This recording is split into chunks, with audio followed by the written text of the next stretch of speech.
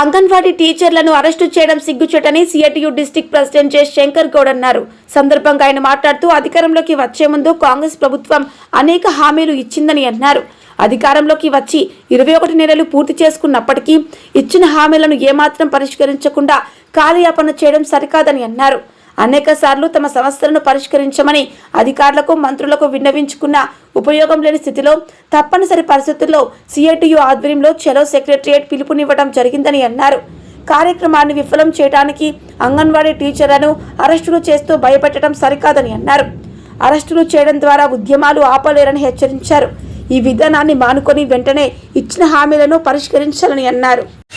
ఈరోజు అంగన్వాడీ కార్మికులు తమ న్యాయమైన డిమాండ్లను అమలు చేయాలని చెప్పేసి చలో హైదరాబాద్ కార్యక్రమాన్ని పిలుపు ఇవ్వడం జరిగింది. కానీ పోలీసులు అత్యుత్సాహంతో ప్రభుత్వం యొక్క అండదండలతో ఉదయము 4 గంటల నుంచే అరెస్టులు చేయడం అనేది సిగ్గుచేటుగా మేము సిఐటిగా తీవ్రంగా ఖండిస్తూ ఉన్నాం.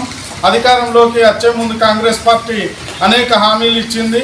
2 సంవత్సరాలు దాదాపుగా వేచి చూసిన తర్వాతనే పోరాటాలు చేస్తూ ఉన్నటువంటి పరిస్థితి ఉంది. కానీ వాటిని అమలు చేయకుండా అరెస్టులు చేయడం అనేది సరి అయిన విధానం కాదు. అరెస్టులతో ఉద్యమాలని ఆపలేరని చెప్పేసి కాంగ్రెస్ పార్టీకి ఈరోజు సిఐటిగా విన్నవిస్తూ ఉన్నాం. ఇప్పటికైనా ఇచ్చిన హామీలను వెంటనే అమలు చేయాలి. కనీస వేతనము 26,000 ఇవ్వాలి. ఉద్యోగ భద్రత కల్పించాలి. పిఎఫ్ ఈఎస్ఐ సౌకర్యాలు కల్పించాలి. రిటైర్మెంట్ బెనిఫిట్స్ 5 లక్షలు 2 లక్షలు వెంటనే అమలు చేయాలి. ఇప్పటికైనా మీరు ఆలోచించాలి.